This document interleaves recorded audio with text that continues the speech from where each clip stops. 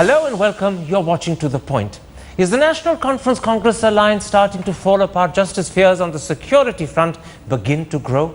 That's one of the key issues I shall discuss in part 2 in an exclusive interview with the Chief Minister of Jammu and Kashmir, Omar Abdullah. But first, the Nehal Chand Megwal controversy. Is the Minister of State from Rajasthan an embarrassment for the Prime Minister, or are the demands for his resignation unwarranted at this stage? On a day when Congress workers protested on the streets of the capital, we try to answer that question.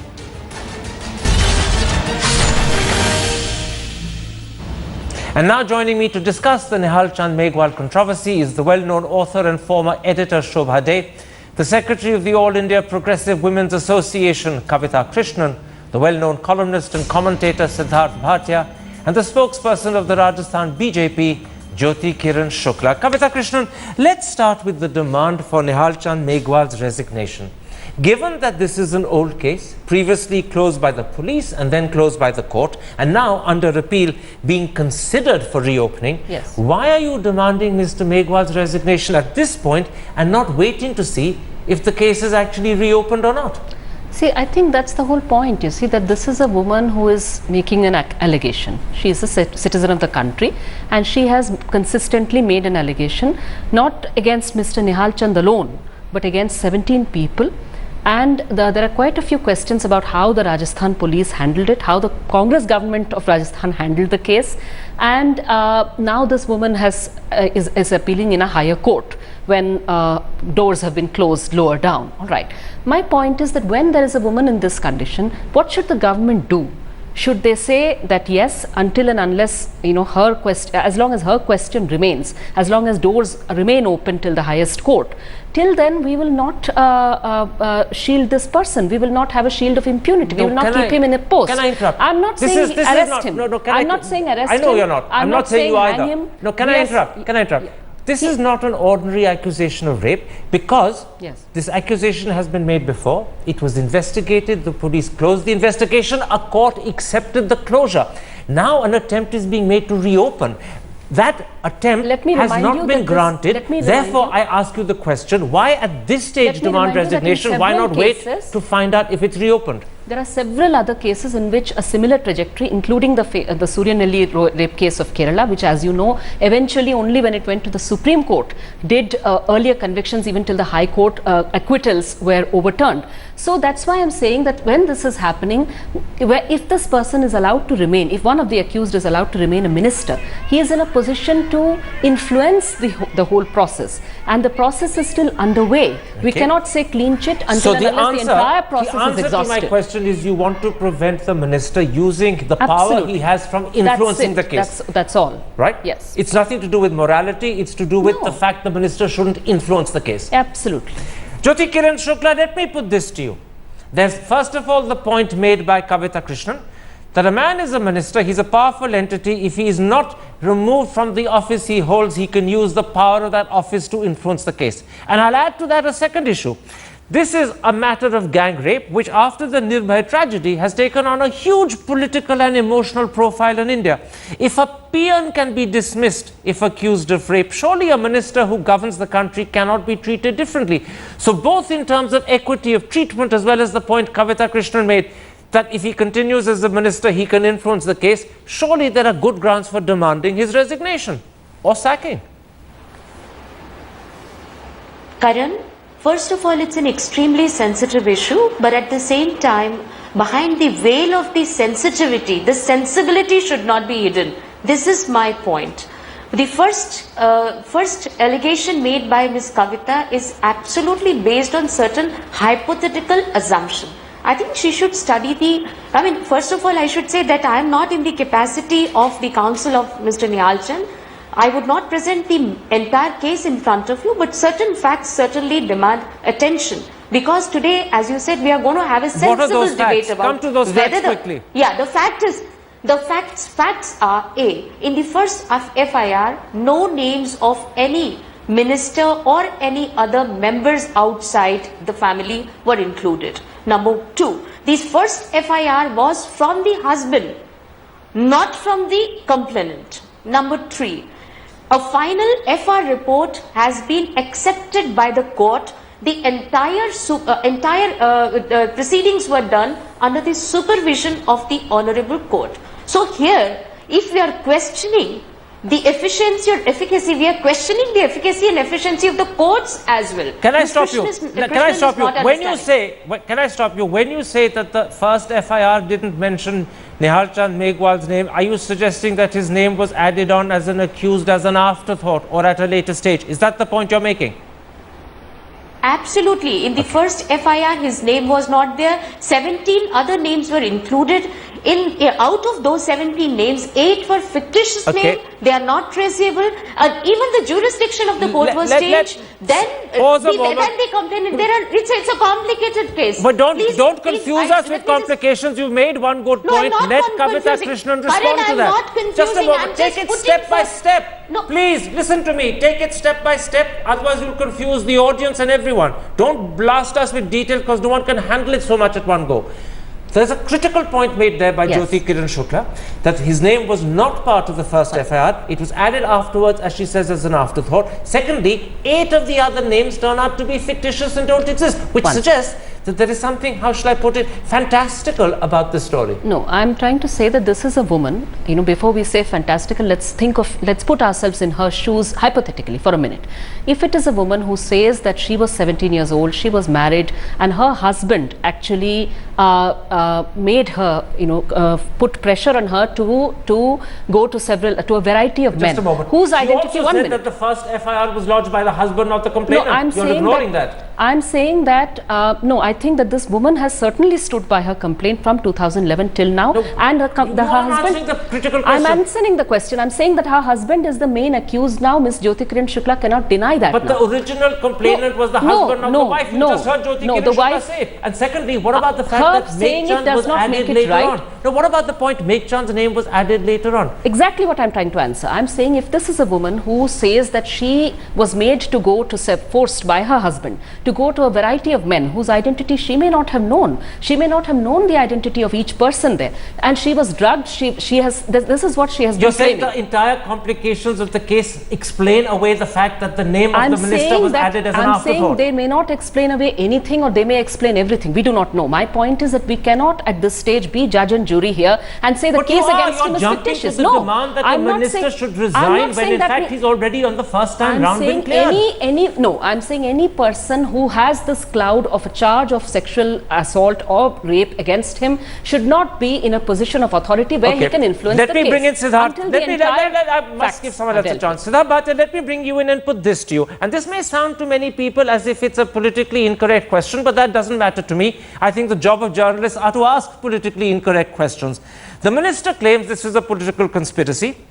I want to point out something else to you. Given that the alleged rapes happened under the influence of drugs, secondly, that they happened over a prolonged period, thirdly, that they allegedly involved 16 others, and then you've heard the points made by Jyoti Kiran Shukla that the minister's name wasn't in the first FIR, secondly, that the first FIR was lodged not by the present complainant but by her husband, which of course is disputed by Kavita Krishnan, but it's insisted on by Ms. Shukla. Doesn't all of that suggest that there is something, how shall I put it, fantastical about this whole episode? And therefore we need to move cautiously, and we should be careful before we start demanding political things such as ministers resigning or not resigning, particularly when the first time round the court actually cleared the minister.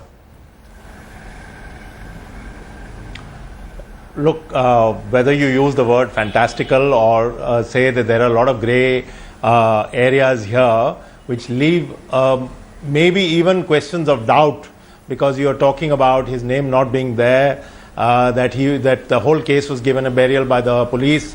So there are grey areas, there is no question about it. But we are talking about context here also. And the context is post the December rapes in Delhi, post Badaयूं, to have a minister sitting in your cabinet or in your council who is facing this serious charge of being involved in what amounts to really a gang rape, is for a new government an extremely politically dangerous thing to do. That's point one. Point two is there is a question of morality. I think nobody has brought it up, but I will say there is a question of morality, because you are now saying that if there are these kind of niggling technical doubts while the case is going on, and we know that cases can go on for a long time, you are going to allow this gentleman to continue. I think that will raise questions that this government will have to answer, because if you remember, Karan, a year ago, Mr. Raghavji, who was a minister in the Madhya Pradesh government, there was an allegation of sodomy against him. He was immediately asked to step down. So there is that question. You cannot just say that, you know, the case will go to court and then it's her version and it's fantastical and there are all kinds of doubts in the first FIR and in the first case. A woman has said, this man was among those who raped me. This man says, I will not resign, and he has disappeared. She is making an emotive appeal. This is not going to look good. Okay, let's be honest about it. Let me bring in Shobha De on that point. I'm going to, in a sense, recapitulate the discussion we're having so that you can fully follow it. The point we're discussing is this. We're talking about a minister who's been accused of rape, and we're asking whether he should resign. On the one hand, this is a case that was at one stage closed by the police. The court accepted that closure. Now a higher court has been appealed to reopen it. It hasn't been reopened. The court is simply considering whether to reopen it or not. There are also complications about at what point the minister's name was included in the FIR. We've heard from Ms. Shukla that it wasn't part of the original FIR. We've also heard from Ms. Shukla that in fact the original complainant wasn't in fact the victim, but her husband. Given that background, is it incumbent for the minister to resign, because if he continues in that high office, he can influence the course of justice? Or, given the confusions and the complications, are you saying this is not an ordinary case and maybe we shouldn't jump to demands for resignation? Where do you come in on that key issue? No, I feel very strongly about a lot of issues involving this case, because it is something that involves a sense of honor, a sense of propriety, a sense that goes beyond just legalities and grey areas and fantastical and other words. There is a minister in a new government, and a new government that had very boldly stated that there will be zero tolerance shown towards any acts of violence against women. We took their word for it. It was one of their campaign promises. And for the last few weeks, we have seen that there has been a level of indifference towards such cases. Secondly, I think women in such unfortunate positions, very often it's the husbands who manipulate them, and worse than that, it's a society that doesn't believe them. Why should a woman be constantly on her back foot? Why should she be defensive, have to apologize, have to explain herself, have to prove that she's not a liar? Why is her credibility always questioned? It doesn't happen that way too when there are cases against men in positions of power. Secondly, I mean, in this whole murky case, here's a man who should have been upfront if he's truly innocent and he wants to prove it. He can step down, because it is a matter of principle. If he's been charged with something, step down and clear your name. No one can deny him that. Or why is he being evasive? Why is he not facing questions? Why is he being rude? Why is he not meeting the media and saying, look here, there is, the case is still at this stage and we need more clarification, and so on. All along, women have to battle against enormous prejudice to start with. Prejudice which comes from their families, from community at large. Let's give a pointed answer. She's already tried. You've raised many issues there that I want to take up. Let me bring in the others, because it's only fair they should have a chance. I'm going to first, Jyoti Kiran Shukla, pick up the points that Shobha De made, and she didn't say it in that way, but she was clearly referring to Mr. Modi's powerful, emotional, and some would say very long references to respect for women and society's attitude to rape in his Lok Sabha speech. Today, by retaining this minister accused of rape in his government, he makes it seem as if he didn't mean any of the things he said in his speech. I put it to you that either Mr. Modi, by failing to act, is showing that he was hypocritical, or the minister, by failing to resign, is embarrassing his prime minister. That's the first key point Shobha De made. Respond to it. Basically, whatever points that have been made, I mean, for a high moral ground also, there should be some ground. I respect and I properly receive the points made by Ms. De, but at the same time, very humbly, I'd like to put forth the complications in this case. And the complications suggest that there are other angles. My request Can was I this, interrupt? and my submission Will was you permit this, me to interrupt? that other At no angles should point, be. at no Yeah. point did Mr. Modi, when he made his powerful speech and talk about rape and attitude to women, say complications need to be borne in mind. He simply said, and I'm going to quote him, respect for women and their security should be a priority for every single one of us. He also said, and he said this to politicians in particular, stop psychoanalyzing rape. You're suddenly doing exactly what he wanted people to stop doing. No, we are not doing that. Exactly the point that has been made by Shobha Ray is being reiterated. I just wanted to bring certain facts. But at the same time, I would reiterate whatever my Prime Minister said. All India, all women of the India basically believed, trusted, and we do believe that zero tolerance strategy is being. Let her. She has a right. You is being- use yeah, rhetoric too. No. You do. Don't be unfair. You were using rhetoric in your answer. She has a right to use it. Both people use rhetoric. Let's not I'm saying interrupt. argument is the She's facts making here. an argument. Let her make it. She's the only one over here defending her No. side. Go ahead. No, I'm not, no, Karan, let me make 2 points very clear. I'm not Quickly speaking as well. for the government, number one, but I'm reiterating. I'm just putting my party's position. I'm not putting the minister's position in front of you. All I'm right. just putting my party's You position. put the party's But at the position same then. time, You put I it. would- I'm going to now go to I Kavita would- Krishnan and I'm going to I point this would- out to you. Many people took heart from Mr. Modi's passionate comments about rape. Today, do you view his failure to act as hypocrisy? Or does it suggest he didn't mean it? Or does it suggest he's in an awkward position and doesn't know what to do? All of the above. All right, because let me tell you one thing, that I'd just like to point out to those who are, Ms. Shukla, yes, on a program yesterday on another channel, said that there were several facts in the case that pointed to a political conspiracy. Now, I'm saying this is a very strange conspiracy, where among the 17 Kavita, accused, you there is should- also a former... Ms. there is Shukla, also don't a former- interrupt. there is I also a stopped former- Kavita Krishnan from there is also- interrupting you. Please give her the same respect. There is also a Congress youth leader who is among those who is the accused.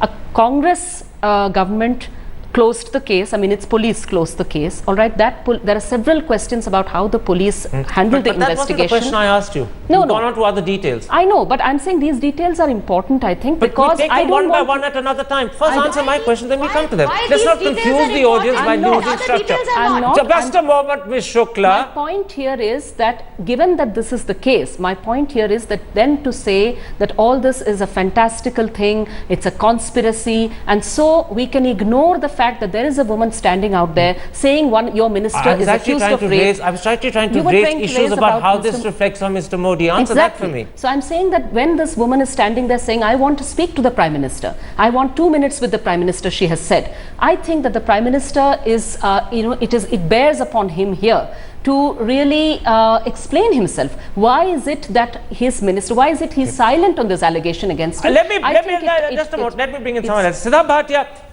let me move beyond this issue of how this reflects on Mr. Modi to how it reflects on the minister. The minister has called it a conspiracy, but he's silent thereafter. In fact, he's disappeared to Sri Ganganagar, his constituency, so he's also absent. Does he not have a duty to A, explain what proof he has to call it a conspiracy, and secondly, who it is that's conspiring against him? Because you can't make those charges without knowing the answers to those questions. No, let's face it, Karan, that the words, this is a political conspiracy, have become some kind of cliche in any situation where anyone points any fingers at you. And I think the chances of it being a conspiracy are rather slim because, as Kavita was also pointing out, there are congressmen attached to this. So there are others also. And we don't know what's going to happen to them. The point here is, if this is going to be a government that says, don't psychoanalyze or overanalyze rape, if this is going to be a government that says come out and treat women with respect, women's security as this is a priority, then it is incumbent on him to come out and say, look, these are the facts according to me, and either I resign or I am going to stand my ground, but I am going to present my facts to the world. Okay. He is doing nothing, he is disappearing. and then silence in this case is bound to be seen as an admission of guilt. I mean, this is what tends to happen. So it's useless to say conspiracy and all that, because we've all heard this before.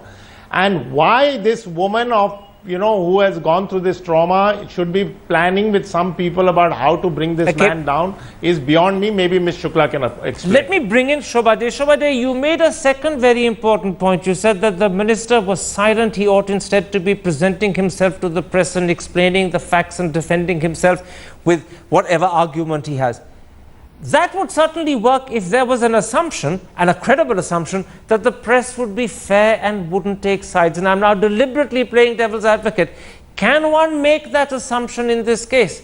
That if the minister presents himself, the press will be fair rather than take sides and be one-sided?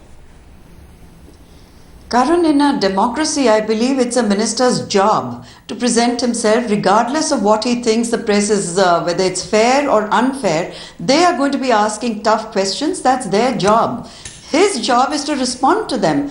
And never mind whether he feels he's being crucified. This is a very important case because it's sending out a very strong signal, not just about the man, or whatever his conspiracy theory may be, damn the theory, about what his government stands for. So I think the right thing to do, and if he has he should have the courage to do it, as every minister or anybody in a responsible position ought to, face the barrage of questions and let the public decide, let the people of India decide. It's not that tough. If he is innocent, I'm sure even his innocence will come through. If there is a conspiracy, then name the conspirators. Listen to my interruption for a moment. Of course. You're saying it's his duty to face the barrage of questions, but that is only a credible assumption if the barrage of questions are not one-sided and the reportage that follows is fair.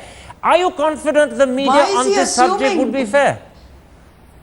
Why is he assuming that the media would be unfair to him and fair to a woman who's pretty powerless and certainly not in the same social position or political position as he is? Okay. Why is he playing the martyr when he really should be out there and to exonerate himself and take the questions on the chin? That's what a democracy is about. I'll come to you in a moment's time. Take the questions on the chin. I take your point. Take the question on the chin. That's good logic.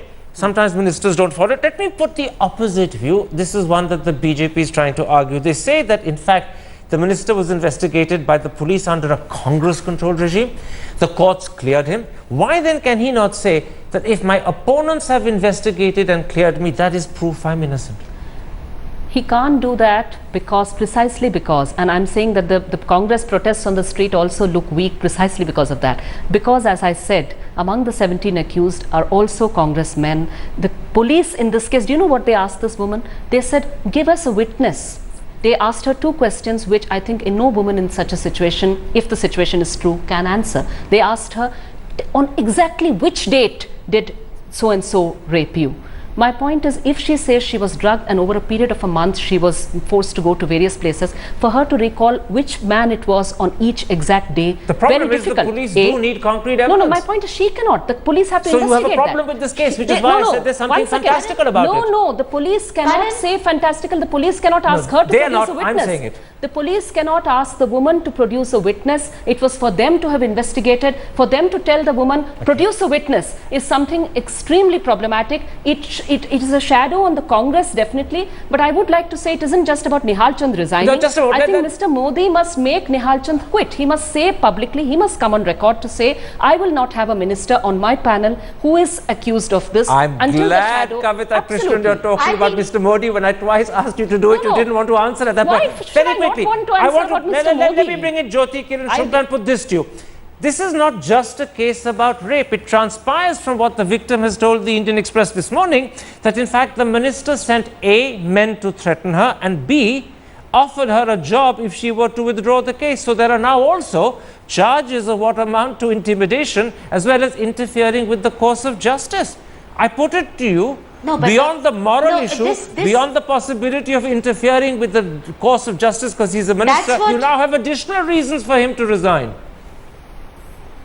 Karan, that's what I'm saying. The conclusions have been drawn earlier, and after that, point by point, with error assumptions, the case is being analyzed. My point was this, that she in between appeared in front of the NHRC also, making the same complaints last year. In the NHRC report also, these names were not included. Finally, I mean, if she can approach to the media, I'm just with entire sensitivity I'm saying, but some sensible things also have to appear. Has she asked for protection in a legal way? Where, when, how? This is my question. I mean, we are there in the state government also. Has she approached the state government any time? Okay, I'm going And to let you have the secondly, last on word the- for on one the very Congress simple reason, involvement- because you Yeah. were one person defending the minister against clearly three who were not. No, I'm not and it's only fair defending that you should minister. have Let at me least make it- equal time, Karan, let me even make if it you very haven't had clear. equal I'm not treatment. defending. I'm not asking you now to carry I'm on. not- I'm ending the show at that point. This is clearly a complicated, emotional issue. It's a controversial one. It's not one on which we as panelists can afford to sit as judge, jury, or anything else. But clearly, it's an issue that deserves greater publicity, it deserves greater interrogation, and it requires also answers from both your minister and your prime minister. And it is those absent answers that worry people a lot. It makes people wonder whether Mr. Modi's comments about women and rape were sincerely meant, because if they were, why is he silent when the first test has come his way? But that's a question you can't answer, nor can I. My thanks to all three of my guests for joining me.